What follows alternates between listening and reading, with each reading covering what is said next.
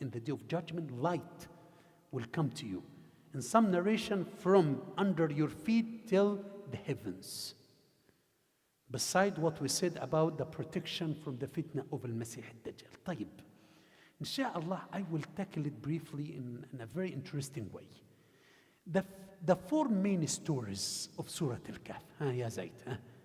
The first one, because of the name of the surah, the people of the cave. What is their story, Dr. Hajjaj? They embraced Islam, and what happened?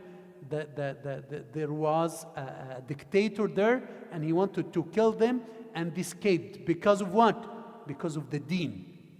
They didn't compromise. They announced that they are Muslims. And what happened? What happened after that? There was a problem because the king wanted to arrest them and to kill them. So they went to a cave, and Allah made it a miracle. And they spent in the cave how many years? 309 years. It's a miracle. And by the way, those people, we don't know the exact number. And we shouldn't care for this. And we shouldn't care for the place. Some people, their place was in Jordan. Sahib will say, their place is in Iraq. Yeah, it doesn't matter. We need the story. We need the beef, the pulp, not just to focus on their place, because it's not going to increase or decrease our iman. And by the way, those people, they have a dog with them, right? And the dog was mentioned 4 or 5 times. Why? Because the dog accompanied the good people. Accompanying the good people, subhanallah, even if the person is inferior, brings an honor to the person. This is the first fitna. Type the second fitna. What is the second fitna? Yalla ya Zayd. وَاضْرِبْ لَهُمْ مَثَلًا. No, أصحاب, this is in Yasin. وَاضْرِبْ مَثَلَ رَجُلٍ جَعَلْنَا لِأَحَدِهِمَا جَنَّتَيْن مِنْ أَعْنَابٍ. So the fitna of the mal, a poor person but a believer, and a wealthy person who was not a believer. And he thought that whatever he got from the gardens and from the wealth, because of my smartness, I'm smart. But the rizq is from whom? From Allah. Allah decreed the rizq. So he was distracted by his wealth, and he thought that he will never die, right? And then, what is the third fitna? I'm briefly telling you about the stories, and I put it in a package to understand it, and subhanallah, and to understand the meaning and the goal of the surah. This is the second fitna and the second story. So the fitna of deen and the fitna of money, and then we have the third fitna, which is related to the fitna in ilm. Musa alayhi salam gave a speech. One of Banu Israel said to him, Ya Nabi Allah, is there anybody more knowledgeable than you? Prophet Musa, he's the prophet from Allah, received the revelation, one from Ulul Azm. No? Then Allah sent to him whom? Al-Khadr. We don't know whether he's not a prophet. He's a religious person, a wali from awliyaullah subhanahu wa ta'ala. But Allah gave him the ilm that Musa alayhi salam didn't know. What was the beginning of the conversation, the condition?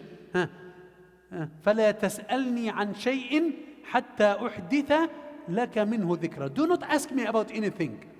And every time Musa asked him, if I tell Zayd, yeah, Zayd, we'll go somewhere, don't ask me. So Zayd shouldn't ask me. But Musa, the prophet of Allah subhanahu wa ta'ala, he told him, don't do this. And then what did he do? No, he asked him. And then the second time, he asked him, how dare you kill this kid? We know this. I'm not going to go in the details of the story. So he damaged the ship, the people who give them a ride. He killed a child, and he was the only child for his father and mother. And then, they passed by some people. They asked them for food. They didn't give them. So he erected and fixed a wall for them. Musa, he said, إن سألتك عن شيء بعد. Musa himself felt shy. He said, I will never ask you. If I ask you, خلاص. But so he asked him. Then asked them for money. We did something for them. So the fitna of ilm. There was a fitna of ilm. Sometimes the people of knowledge, they think it's not because I'm imam or askar. I think that I'm the most knowledgeable person. اثنان لا يشبعان. If you seek knowledge, you always feel that you are not in need. But if you feel that I'm the most knowledgeable person, there is a problem with you. And then we have the fourth story and the fourth fitna. ذو القرنين ويسألونك عن ذي القرنين قل سأتلو. Allah gave this man a power that he went around the whole world. He saw some people, he tortured the evil people, and he rewarded the good people. He helped, and this is the main focus, he helped the people who were suffering from Ya'juj and Ma'juj. They gave them a hard time. He built a huge wall between the two mountains through using, for the first time in the history, the iron with the copper. Something, subhanAllah, till now they couldn't destroy it. Ya'juj and Ma'juj, those powerful people that the Prophet Muhammad says, La qibala lakum bihim, you cannot defeat them, escape to Sinai. Do not fight with those people. Those people, subhanAllah, they couldn't till now destroy the wall that was made by Dhul Qarnayn. So, those are 4 stories with 4 fitna. Number 1, the fitna in ad-deen, and the fitna in the money. We have this. And the fitna in ilm, and the fitna in the power. What is the solution for those 4 fitnas? How to avoid them? In the same surah came the solution from Allah. The fitna of ad-deen. How to fix it? واصبر نفسك مع الذين يدعون ربهم بالغداة والعشي. Ya Muhammad, be patient with those who worship Allah Azza wa Jal. After Allah mentioned the fitna of the deen and the people of the Kahf, Allah is telling us, have a good company. Our youth, المرء على دين خليلي. If you say, oh mashallah, I'm praying, so I will just have a company with those who do not pray because my iman is good, it will affect you. I'm wearing hijab and then I'm going to accompany these sisters who don't wear the hijab, they will affect you. It doesn't matter, he's a good friend, but he drinks khamr. This is the problem. Be always with the good people because they will increase your deen, ya Ibrahim. Otherwise, they will badly affect your deen. And then, Allah subhanahu wa ta'ala is telling us also, this is the second remedy to be safe for our deen, to remember the hereafter. إِنَّا أَعْتَدْنَا لِلْكَافِرِينَ نَارًا أَحَاطَ بِهِمْ سُرَادِقُهَا وَإِن يَسْتَغِيثُوا يُغَاثُوا بِمَاءٍ. Remember the punishment in the grave.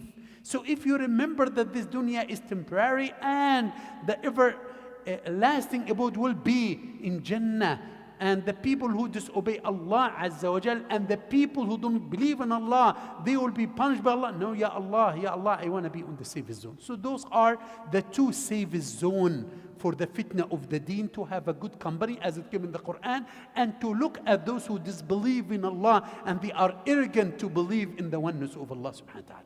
And then we have the fitna of the mal, the fitna of the money. The one who thought that because of my money, I have these gardens, I will never die. These gardens will never vanish. They will never be destroyed. They will stay forever. I will meet Allah Azza wa Jalla because of my money, and Allah will give me a good abode. After this fitna, and after what happened to his garden because of his arrogance, what happened?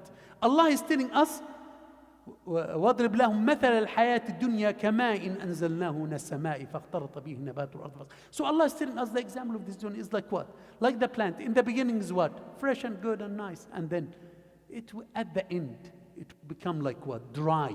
تذروه الرياح. So, the wind will, subhanallah, destroy this. In the beginning is good. This life is like this. We are young. We reach to a certain time, we will be old. And we will leave this dunya. And this life will end. So if we remember that this money will not enter with us to the grave, the shrouds do not have any pockets. This is the first remedy for the fitna of the mal. The second remedy, عرضوا على ربك صفا لقد جئتمونا كما خلقناكم أول مرة. So remember also the hereafter. Remember that we will meet Allah Azza wa Jal, and no money will benefit us and will be displayed in front of Allah, and we will be questioned about the money. So now the money, whether it's good, something for us or against us. This is what the Quran says after the fitna of al-mal and the story of the person who owned 2 gardens. And then briefly, because of the time, the third fitna, Brother Hakim, the fitna of ilm. And Musa, when he thought that he's the most knowledgeable person, Allah sent him al-Qadr, after this ayat, or in the middle of this ayat, Allah subhanahu wa ta'ala mentioned the humbleness. قال إنك لن تستطيع معي صبرا كيف تصبر عن طاعة قال ستجدني إن شاء الله صابرا. علم يا إخوان requires what? Humbleness and patience. If you need to learn knowledge, you should be humble. The ilm increases your humbleness. You shouldn't be proud of your knowledge in front of people. Look at people, they are ignorant and you are the only knowledgeable one. No, Musa alayhi salam, he didn't say, I'm the prophet of God. I'm Kalimullah. Oh, no.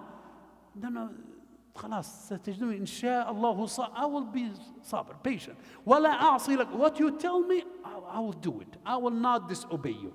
So humbleness and being patient, this is the fitna, how to be on the safe zone from the fitna of ilm, to be patient and always to practice the knowledge and to be humble and not to be proud of your knowledge and arrogant. And then the fitna of al-mulk, the kingdom, the fitna of being a leader. This is in the fitna of Dhul Qarnayn, whom Allah give him the power, knowledge, righteousness, and power.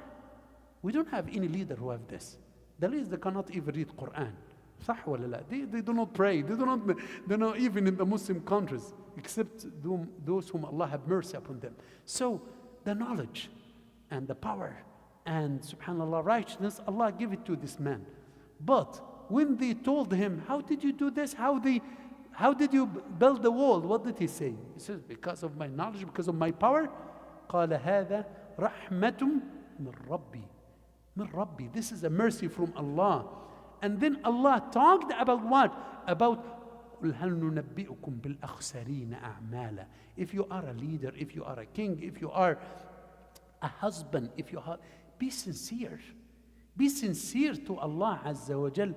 Do not, and this is what the ayat ended with. فمن كان يرجو لقاء ربي فليعمل عملا صالحا بعباده. If you want to be a righteous leader that your people will follow you, a righteous father, a righteous manager, you should be sincere.